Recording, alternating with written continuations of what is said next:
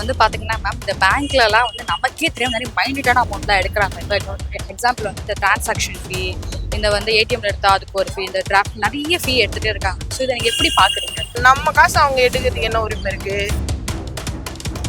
இந்த மாதிரி இது ரூ. 20 எடுக்கிறது, டிரான்சாக்ஷனுக்காக ரூ. 20, பேலன்ஸ் செக் பண்ணுறதுக்காக ரூ. 20 எடுக்கிறது ரொம்ப தப்புங்க. அதெல்லாம் எடுக்கவே கூடாது.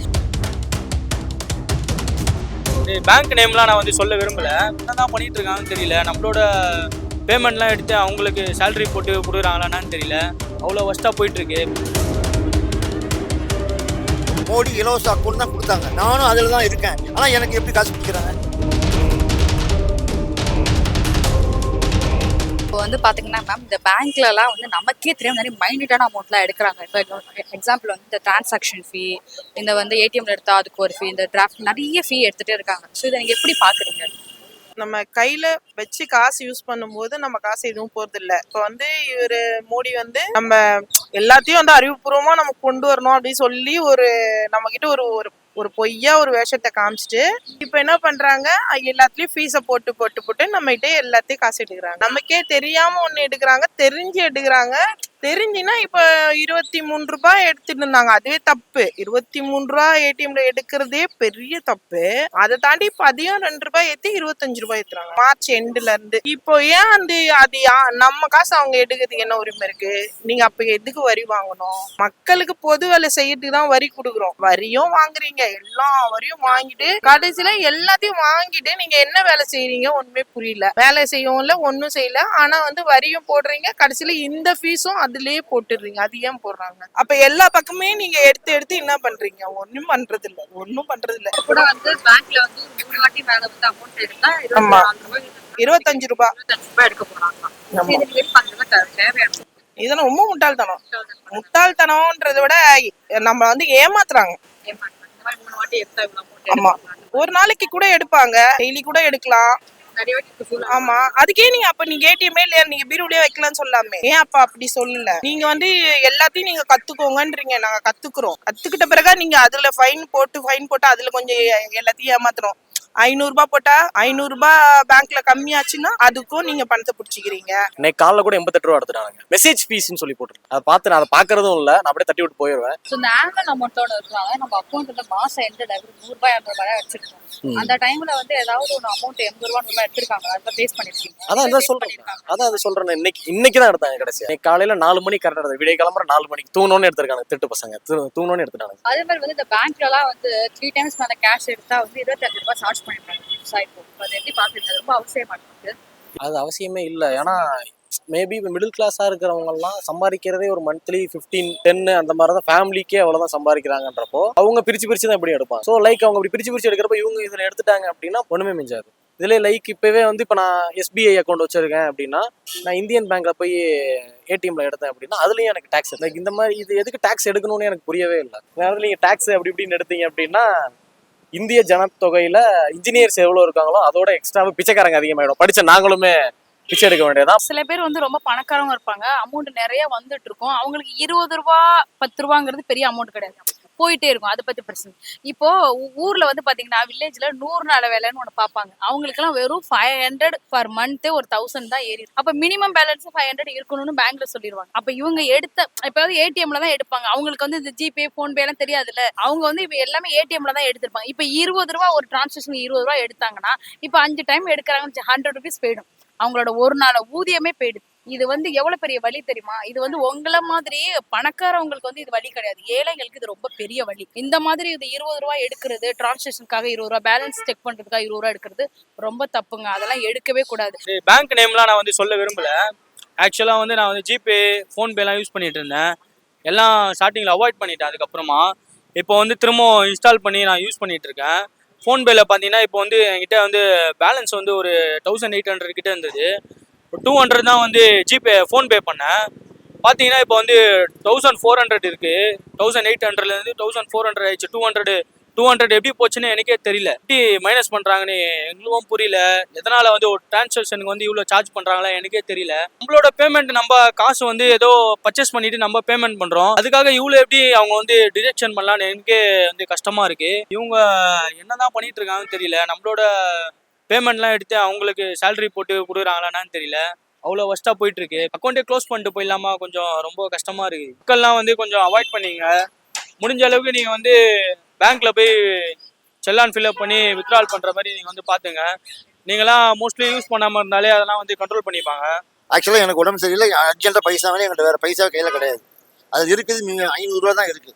இப்போ எடுக்க போகலான்னு போகிறேன், 0 பேலன்ஸ் காமிக்குது. ஆமாம், ஆடி போயிட்டேன். என்னடான்னு பார்த்தா நம்ம டெபிட் கார்டு யூஸ் பண்ணதுக்கு 250 சார்ஜ்.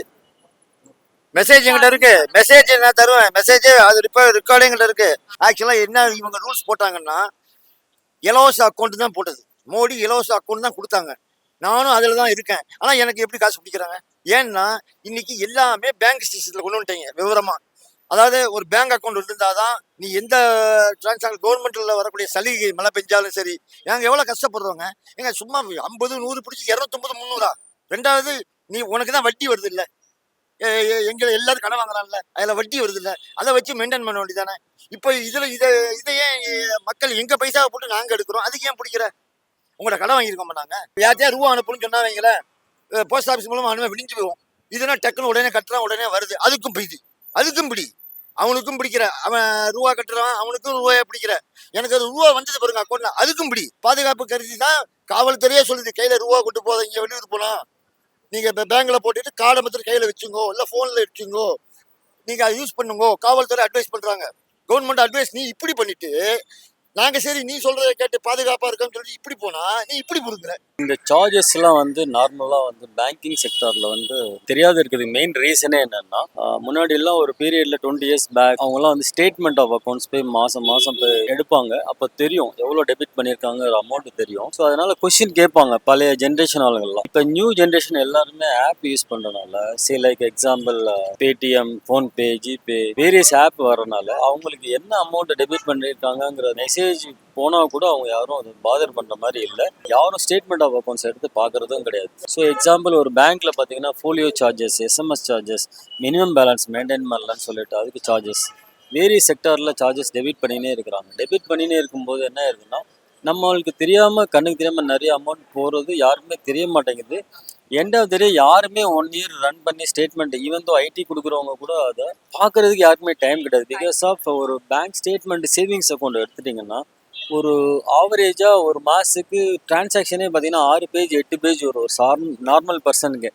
ஏன் பிஸ்னஸ் பீப்புளெலாம் பார்த்தீங்கன்னா பாதி பேர் ஜிபே தான் யூஸ் பண்ணுறாங்க. அப்போ என்ன ஆயிருதுன்னா ஆட்டோமேட்டிக்கலாக ஸ்டேட்மெண்ட் ஆஃப் அக்கௌண்ட்ஸ் பேஜ் நிறையா இன்க்ரீஸ் ஆகுது. ஸ்டேட்மெண்ட் வாங்குறதுக்கும் டைம் இல்லை, அதை பார்க்குறதுக்கும் டைம் இல்லை. ஸோ பேங்கிங் செக்டாரில் என்ன பண்ணலான்னா, என்னுடைய கருத்து வந்து மந்த் ஆன் மந்த்து ஒரு மினி ஸ்டேட்மெண்ட் மாதிரி என்ன டெபிட் பண்ணியிருக்கோமோ அந்த பர்டிகுலர் இதை மாத்திரம் ஒரு கஸ்டமர்ஸுக்கு வாட்ஸ்அப்லேயோ இமெயில்லையோ இல்லை பேங்கிங் வரும்போது அந்த கஸ்டமருக்கு ஒரு பிரிண்ட் அவுட் எடுத்து கொடுக்கலாம். அப்போ ஒரு கஸ்டமர்ஸ்க்கு அவேர்னஸ் கண்டிப்பாக இருக்கும், இவ்வளோ டெபிட் ஆகிருக்குன்னு தெரியும். ஸோ இதை வந்து பேங்கிங் செக்டாரில் பண்ண மாட்டாங்க. ஏன் பண்ண மாட்டாங்கன்னா, அவங்களுக்கு வந்து இதில் பெனிஃபிட் இருக்கிறனால கஸ்டமர்ஸ்க்கு தெரியப்படுத்த மாட்டாங்க. ஸோ பப்ளிக்கும் யாரும் பாதர் பண்ணுற மாதிரி தெரியல, தான் மெயின் பிரச்சனையாக இருக்குது. இப்போ வந்து பேங்க்ல பாத்தீங்கன்னா வந்து ஒரு நாளைக்கு வந்து 3 times வர பேங்க்ல வந்து காசு இருந்தா 25 ரூபாய் சார்ஜ்.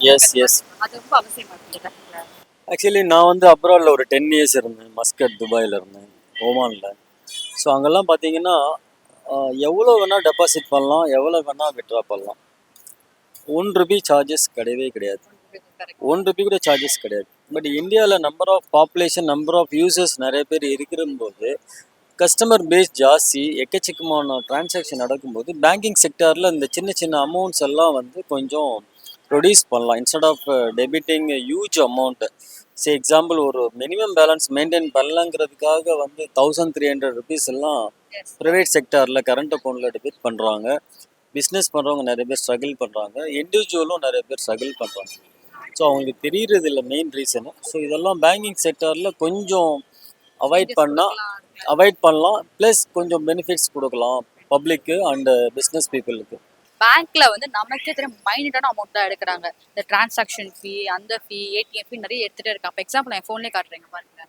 அக்கௌண்ட் மெயின்டெனன்ஸ் ஃபீ எடுக்கிறாங்களா, ஏடிஎம் ஃபீ எடுக்கிறாங்க, டிரான்சாக்ஷன் ஃபீ, ரீஃபண்ட் செக் ஃபீ, லேட் பேமெண்ட் கூட ஒரு ஃபீ எடுக்கிறாங்க. அது என்னங்க ஸ்டாப் பேமெண்ட் ஃபீ அதெல்லாம் எடுக்கிறாங்களா? பேலன்ஸ் என்கொயரி ஃபீ அதுவும் ஒன்று இருக்கு. கண்டிப்பா இருக்கு.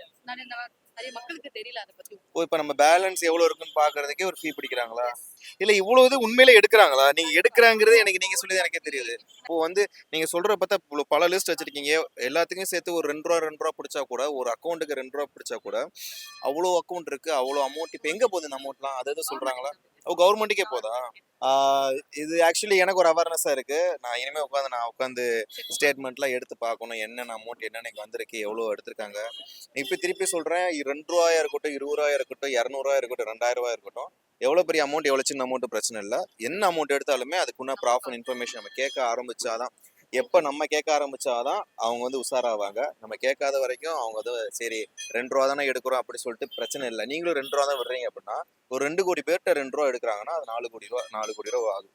ஸோ அந்த மாதிரி நம்ம கொஞ்சம் இன்னும் கொஞ்சம் மெச்சூரிட்டியா, இன்னும் கொஞ்சம் விழிப்புணர்வா வேலை பார்க்கணும்னு நினைக்கிறேன்.